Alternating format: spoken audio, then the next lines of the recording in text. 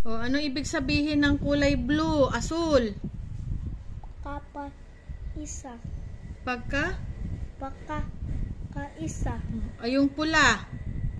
Kakapatangan. Eh, yung kulay dilaw. Lakasan mo. Kakalayan. Kalayaan. O, yung pula?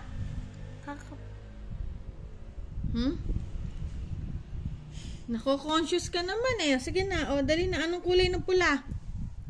Katapangan. Katapangan. Eh, yung puti? Kakapaisa. Puti. Yung puti. Puti.